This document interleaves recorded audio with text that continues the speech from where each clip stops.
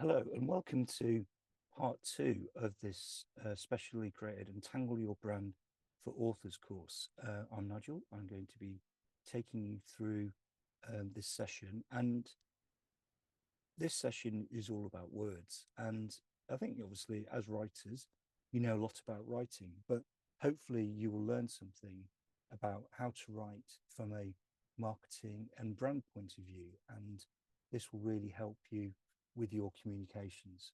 So last time we talked all about brand in general, and we gained insight into what we were doing and went through the brand donut and understood a lot more about who our audience were, how we wanted to position ourselves as authors so that we could start to kind of engage with the right kind of audience, so that when we go to market and start to share things with people, we are kind of pressing the right buttons literally to actually get people excited. So I took you through a couple of scenarios focusing on Amy Banks, who was writing a series called the Riff series, and also showing a few different examples as we went through.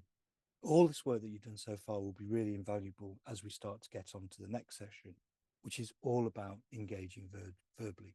Excuse me. So, and then once we can engage verbally, we'll then start to engage visually in the next session. As before, there are a number of worksheets. Some of it is information that you'll find useful to read. I'm covering off everything in this session, but you will also find the notes that I've written kind of helpful as a guide. And then there's a number of activities that you should go through. Just like before, there's a couple that are slightly more important than the others, but everything will really help you to create your author brand. And the more you go through, the better. And you don't need to rush these things. Take time, enjoy the process. I would always say to people, if it feels like a bit of a slog, stop and do something different for a while and then get back to it later. So as a quick recap, we talked about the brand donut. So it's so important to think about the vision for what you want as a brand and as an author's brand, because without having a guiding star, you start to drift around. We then went to think about the position, how you relate to the audience and the competition, the actual product that you're selling, which, yes, it's obvious that it's a book, but you're selling much more than that. You're selling people the kind of world in which your book is created and trying to draw them in a way that will keep them connected and excited for a long period of time. So values, things that you believe in that mean things to you, but also to your audience. And then the final bit of the jigsaw, the donut, is this mission, is how you're going to achieve this vision. And then we glue everything together. And this central core becomes increasingly important as we start to create communications. So back to the full jigsaw, we covered all the insight and story last time. And so now we're going to go into the engage, which is all about making things more memorable. The more memorable, the first two, making it relevant, making it unique, but making things memorable is really, really important. And it, again, helps you stand out from other people. So engaging verbally is all about what you've called, the tone and the messaging that you put out. So I'm not really going to go into naming. You've probably got your author name locked down. If you do want to know more about naming, then just reach out to me. But naming products and services is quite a skill. We're actually going to focus on the tone and style of writing that's important, and the messaging that you then bring through with that. And that they'll be the most important things that you can learn from this session. But first of all, I just want to talk a little bit about creativity. And kind of a lot of people think that it's difficult to be creative. Now, as writers, you're being creative already. But then you start to think about, well, actually, now we're going to get into kind of being creative in a slightly different way.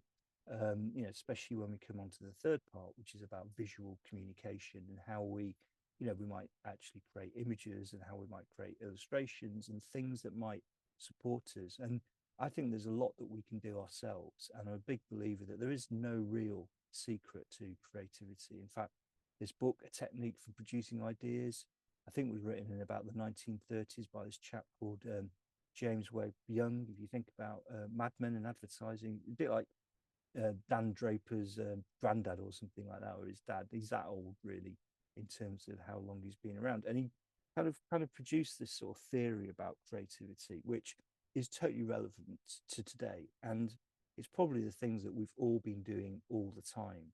And so, these 5 things, gather, think, forget, connect, and craft, are the secret to being creativity. And you're probably doing them subconsciously, but it's really useful to know about them in a more kind of conscious way.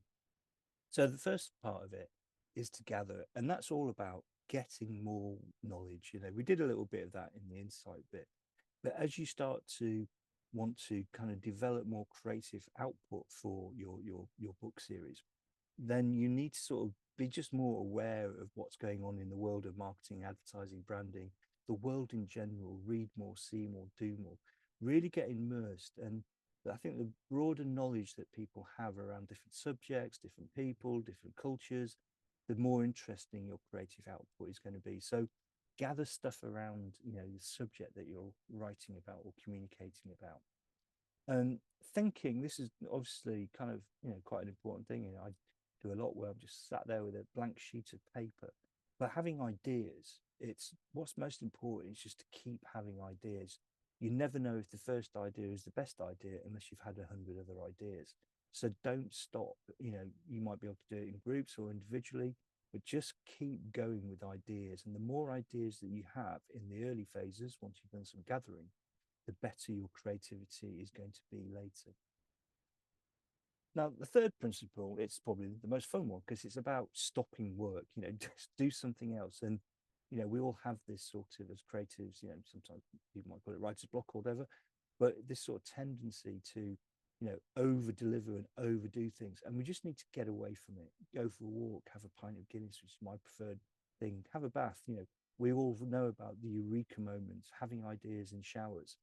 And what's happening is that the brain is constantly thinking about these things. And you will literally have those eureka moments because the ideas will start to percolate, they'll start to connect and start to go deeper, and they'll create new ideas. And this will really enhance the kind of ideas that you have. The final bit to all of this is to craft it. And again, like being authors, you probably are used to crafting things, but make ideas beautiful, share it, refine it, develop it, keep asking people what they think, make the idea the best idea, is one of the biggest secrets to actually creating a more kind of creative kind of world in which you live. So gather, think, forget, connect, and craft. They're the 5 principles. And as I say, you don't need to necessarily say, hey, I'm in create mode now, but it's about, sort of acknowledging that there is a process that's going to help you through. So one of the tasks I want you to do is to actually mind map your book. So if you've thought about the creative process, and you may have done mind maps before, and it's it's the sort of simple. The best thing is just to start scribbling ideas down on a page. But maybe if you do it with a bit of purposeness, it might just help you. And this is the technique I use. So we're going to do this for the young adult author of supernatural fiction, so the Rift series, Amy Banks. And at the center of the page, just write down the title, Rift series, and then start thinking of everything that you can think of to do with Rift. And probably fairly obvious things are rifts of portals, fractal worlds, people rediscover themselves, and they're sort of like what I might call the route one ideas. And they're absolutely fine. But if you can start to think about it in maybe blocks of different themes, then you might start to sort of build something more interesting. So think about the practical side of rifts, and the sort of tools that people might have, or actually I kind of thought about this sort of thing about the exit, the time, the focus, all these sort of things are just random thoughts that are spilling out from going down different paths. How do we navigate rifts? Do we need maps? Do we need keys? And again, you'll have a lot of content from your book because of the characters and the stories and the things that people have, the things that you put people in, or the ways that the narrative has developed. But grabbing as much information as possible will really help you connect different ideas. So maybe there's physical aspects to the topic. So here thinking about the physical nature of a rift and the sensory and the electric like nature, different ways of coming into things. So maybe there's some facts about it, there's different types, there's natural rifts, there's created types, parallel worlds. And finally, sort of emotional. So, how do people feel? Fear, conflicted, loss. And again, all these are just words and ideas that the more you can get onto a single page, the easier it is later to have them visible as you start to reach for new things to tell stories and to create marketing communications about.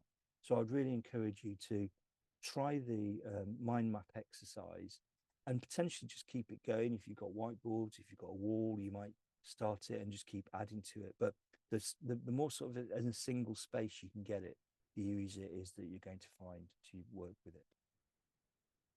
So we've done some thoughts about creativity. We've created our mind map. So we've got some content, if you like, some background content. So how do you actually create a tone of voice? And that's what I'm going to talk about next. Tone of voice is a combination of different aspects of writing and I guess speaking, but we're focusing on writing. It's about what you say, who you say it to, when you say it, and then how you say it. And all these things have a different impact and relationship into the actual message that might come out. So if you think about it as just saying something like hello to someone. So what you're trying to say is hello. If you say it to a stranger, you maybe say it to a stranger for the first time, you might be quite formal about it. So it just comes out as hello. But if you're saying it to maybe a work colleague and you're at work, then you might say hi because you know them a few times. But if it's a good mate, you meet them down the pub, every time you see them, it might be appropriate to say yo. So not like a pirate, but similar. So again, all these messages are slightly different depending who you're talking to and when you're talking to them and how well you know them. And that's the principle of tone of voice, is making sure that you're writing and meeting the person in the right place. And we're going to go through these in stages. So we're going to start with hierarchy, and hierarchy is about order, if you like, what's most important, what's next important. And when you're writing and you think about doing copy led, this is not just, I mean, it's similar in writing a book, but, an article would have a headline, it would have some sort of introduction, it would have some body copy, the main copy, and then it might have some sort of small print at the end. And this is sort of a sort of fairly tested system for how to create content, because you need the headline, you need a little bit to keep you going. And we call this sort of like, the grab, engage, inform, instruct. Think of it like a newspaper as well. You put a really grabby headline, you start to engage people with some messaging that keeps them reading until you actually tell them what they're reading about in detail. And then at the end of that, you need to instruct them to do. And that's really important. Call it a call to action. You'll hear CTA as a sort of technical, geeky marketing term. But if you can't grab people's attention, you can't then instruct them what to do. And clearly one of the things that you want to instruct people to do is buy your book. But if you just said, buy my book really big, no one's going to really engage with it. So we need to think about that as we start to go through creating messaging.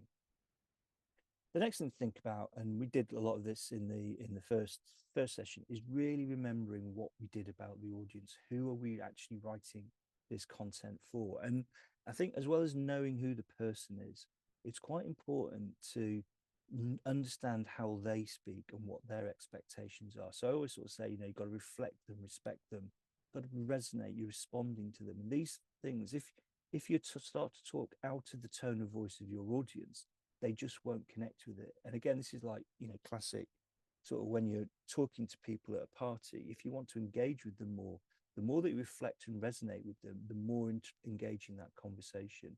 If you start to be indifferent, if you start to be shouting when they're quiet, they will just turn off. So really remember that as you're writing, keep that audience really at front of mind. Next part is important, and it's sort of, again, marketing, it's the customer journey. And I mentioned about meeting people where they are, and they are likely to be at different stages.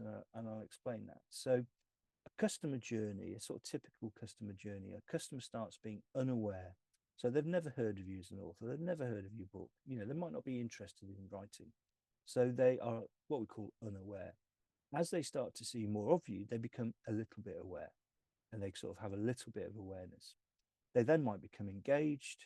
Once they become engaged, you might be able to sell to them. Once you sell to someone, you then got to deliver what you're doing. I mean, as you deliver what you do, then they become loyal and want to stay engaged and buy more things, or they become advocates and they take people, they say, this is brilliant, you should read it. And those people become aware, but they're actually still quite a long way down the journey, because they're actually yes, they're being told by someone this is great. So they then become quickly engaged and hopefully you can sell to them. And we talk about this in 3 phases. So you're either trying to build that relationship with your potential audience, you're trying to convert them into sales and kind of long-term loyalty, or you're trying to retain them so that you've got something that you're consistently delivering. They come back, they repeat purchases, they buy everything that you create, they stay engaged. And you've got to think about that as you start to create messaging, as people know where are they on that journey, and you may not know. So obviously if you take a typical maybe like an advertising campaign, you don't know necessarily who's going to see that advert. You might tailor it a bit more through Facebook type targeted ads, but you still don't know really where they are. Once they've signed up for something, maybe they subscribe to your Instagram account or an email, you're into the conversion phase. So you've got to keep them engaged and lead them to the sale.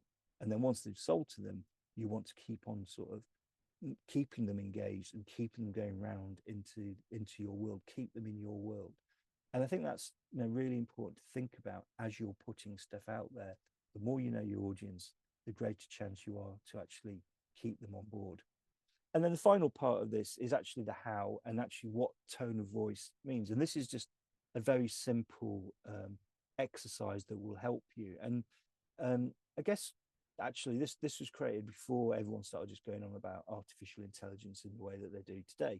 But this is a sort of a principle really that says that we can't be too artificial in what we say. At the same time, if we're overly human, if we're too engaging, it becomes a little bit weird as well. And I'll explain that. You've got to find a balance about being really, really functional, but a little bit, artificial in that functionality, to actually being mostly human, very emotional. But if you're kind of always emotional, it actually creates an imbalance in what you're trying to communicate, particularly when you start to think about that grab, engage, inform, instruct. You can't grab people's attention all the time. You can't be over expressive all the time. So if you just thought about your sort of tone of voice at the moment, I would hopefully expect it to be around a 3 or 4. So overly emotional and not too functional. But that might not help you every time you're trying to write some content. So we break this down a little bit more, and I'll explain, is that we have these sort of scales between functional and emotional that will help you actually decide how much, be like a graphic equalizer, how much you should be of each thing. So what I would encourage you to do on the worksheet, if you take each of these lines, this is for matter of fact to enthusiastic, and just pick one word per line: direct, clear, calm, warm, passionate. And that becomes, one of your first anchor points. You then pick a word off the next line: trust, empathetic, kind, open, or edgy. And that becomes another anchor point. So pick one from the formal line: professional, informative, concise, conversational, chatty, and just pick the words that they feel the most right for you. Be really instinctive about this. And then think about the next line, from the scale of serious to fun, the authoritative, firm, smart, witty, or playful. So you'll end up with 4 tone words, what I'm going to call here, so anchor words. Now, there's a scoring system, which again is explained in the worksheet, but fundamentally, if you pick words that are all down at this end of the scale, maybe you pick direct, empathetic, professional, and firm, that would give you a score of 5 or 6 or something. And it's just too low. It's too actually functional. If you picked words that are passionate, chatty, and playful, it's too emotional. It won't give you the reach that we're looking for. So we're looking for an average score of around, I'm going to say 8 to 12, maybe 13 against all these words. And that will give you the right balance that you could then actually play with a little bit.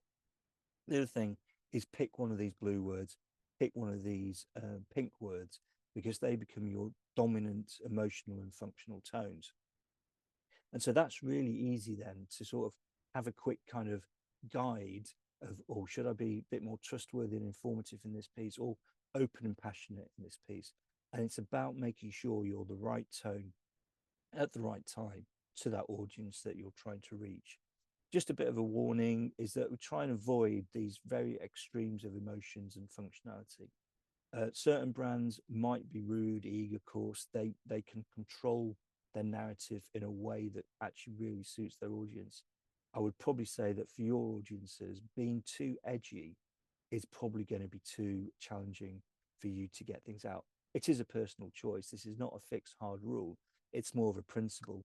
Try not to be too cold, timid, boring, and dry, and don't be overly eager, rude, coarse, and flippant. I mean, it sounds obvious, but sometimes you can kind of find yourselves in these kind of tone of voice that actually sort of pushes the edges a little bit too much. So there's a worksheet, you can work through that. It's got all the instructions, but fundamentally you're picking four words from these white boxes, a blue word and a pink word, and that will actually then give you some grounding and use it like a graphic equalizer. Turn up the conversational, turn down the conversational, turn up the professional, to make sure you've got this balance of when you're actually putting that together. So back to our authors. So we've got the different series. So for the Riff series, which is, remember the core, uncovering truth through the unknown, I've gone for clear, empathetic, conversational, and smart. And that sort of seems to fit Amy and her audience. And this is I think there'll be a lot of similarity, I think, between these things, because I think in trying to engage with audiences on writing, I would expect the conversational part to be quite high up. Two of these I've come out with smart, and that's because I think they are writing for an audience that needs to understand. Actually, the Trouble Squad is a little bit more irreverent and fun because the subject matter is a bit more irreverent and fun, and so that kind of fits. So once you've got your sort of four key, I'll call them tone words, the anchors, and then the extremes, respectful and casual for Amy, you can then start to write things with it that will fit. And again, this is just a guide to keep you on track, to make sure that you're writing the right kind of words for your audience. So, for Amy, here's an example. Who are you then? Who will you be? So it's a bit inquisitive, and it's sort of leading people in. For the Big Feelings Club, it's like just a play on the feel bigger, not bigger feelings. And we're just trying to create headlines and messages that will engage with the audience. So Trouble Squad, every mess starts with "What if we ... dot dot dot." So leading people in. So that's a bit more of a kind of creating an inquiry, making people inquire a little bit more. And again, it's all these are very, very subtle things, but you can start to create different tones for different people. I just want to sort of, again, wrap this back to how it works with headlines in terms of putting these things together. So we sort of talked about the different phases. We've got the build phase, the converse phase, and the retention phase. And if you think about them as just trying to grab people's attention, wanting people to try things, and then actually wanting people to take more. Again, this is just a very simple example, and I want you to kind of fill all this in, so the worksheet's there. But think about this is for Amy in the Riff series. So again, probably lent back to some of my words from my mind map. And there's a door in the dark. You weren't supposed to find it. So it's a bit intriguing, and it's sort of it has a bit of mystery to it. Whereas when we're in the convert phase, it's a bit more direct. Wrong world, wrong girl, right time. So again, a bit inquisitive, bit, well, what is this all about? But it's like, it's very much begin the Riff series, start reading now, find out more about that. And then when we got people hooked, we want to kind of keep them coming back. So, this notion of rifts and memories and things getting kind of overlaid, but maybe doing a bonus chapter so that people will read a new bit of content that you might have written that just keeps them engaged. So just think about where the audience are. Are you trying to make them aware? Are you trying to convert them into a sale, or are you just trying to retain their interest in what it is that you're doing? And you've got to do all of these things all at the same time to all the different people, because that's the way, unfortunately, that trying to connect with people works. The final bit really is kind of useful in terms of, developing a shorter narrative that people might remember. So strap lines. Now, obviously, we're very familiar with strap lines like Nike, "Just Do It," which are really successful marketing taglines, but they've had billions of dollars spent making you remember them. Now, we're not going to be able to do that. We don't probably have the budgets, but we will be able to give someone something meaningful that they may remember. principally there's two ways to do a strap line. One is to be very descriptive, does exactly what it says on the tin. Very factual, it's very literal. So think of Nokia, you used to have this thing connecting people. It's just kind of what the phone does, it connects people. But you can be more emotional and makes people believe what it says in the tin, and it can be more inspirational and motivational. And that is the harder sort of thing. So Tesco, every little helps. It's almost like a call to arms in terms of this is what we're going to do for our people. And so you do need to think about what's most appropriate for you. I would probably argue that for most people, having something that's quite literal and descriptive is probably the better direction because it's going to be more meaningful and people will remember it quickly. So be clear and concise. You can have long descriptors, but short, 3 to 10 words is just for descriptors. 10 is probably long enough. People won't really remember after 5 words, but do try and make it memorable. But humor works, alliteration and rhyming things. Definitely, if you're thinking of, how to create a strap line, think about your position and offer. That will have the clues for your literal strap line. If you're being more emotional, lean into the values and the mission and the core. Think about that promise and belief that you have. What is it you're promising your customers that they will get from reading your book? I would also say that once you've got a decent strap line, I would register that as a domain name, see what's available, see who else is using it, because it might become something that's catchy and memorable that people will use and ongoing. So focus on your unique brand promise. And there's a worksheet there that sort of says, what you promise, what promise can you make to your readers if they read this book? What is the most unique thing about your writing of stories, and what makes your book different from others in the genre? If you think about those 3 things, it will really help you to actually create a more memorable descriptor or strap or emotional strap line. Here's a few examples. So again, from the descriptive, for the Riff series, stories that linger long after. So a little bit of alliteration in there, but it's quite literal. These stories that you're going to remember. But the more emotional thing is remember who you want. It's a bit weird, it's a bit kooky, but it might actually kind of get people involved in it. So again, for the Big Feelings Club, making emotions easier to understand is very descriptive, it's very literal, but it is unique to what this book does. Whereas the more emotional, it's like every feeling has a friend. So it's got a bit of a warm, it gives you a little bit of a hug, I guess. And then for the Trouble Squad, adventure, mischief, and mayhem. Again, a little bit of alliteration in there. Kind of, it sounds exciting, but the more emotional, it's like, oh, you're in trouble. And it's just kind of a slightly more dynamic way of engaging with people into the story. So I would say that descriptives are easier to think about, but if you can get a decent emotional one, it may become more memorable. Don't forget, you can actually register the domain and use that as part of your marketing. The final task, actually, this is more of a help sheet, really, is if you're writing content and you're crafting messages, which is going to be a new skill for a lot of people, is to just think about a few things. Does it sound like me? Just do a checklist. And again, this is not a test, but does it sound like me? Is it reflecting how I write and the sort of style? We're not trying to fake and be a different persona. This has got to all have a consistency to it. Does it reflect the book's themes? Would my ideal reader connect with it?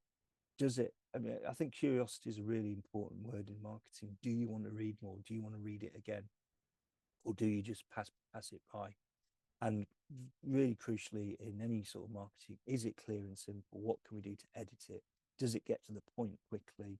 Again, with writing decent content, you're really going to be writing 50, 80 words or so to engage with people. Whereas, obviously you're used to writing chapters and long form. And, even if you're doing picture books, you're doing a lot of work with the writing of those stories, that this has to be telling stories in almost a few seconds. And that's where the skill comes in. So I hope you enjoy trying to engage verbally. As I say, do all of it, do it slowly. I wouldn't skip anything really. I didn't create it to be skipped, but I would really focus on the mind mapping of your book and the defining your tone of voice things. They're the things that are really going to help you get further. So I hope you enjoyed that. And, I look forward to seeing you on session 3, which is all about how to engage visually. So that's sort of the same thing, but it's all about how we use images, colors, typefaces, and things like that to bring everything to life. So I look forward to seeing you on the next session.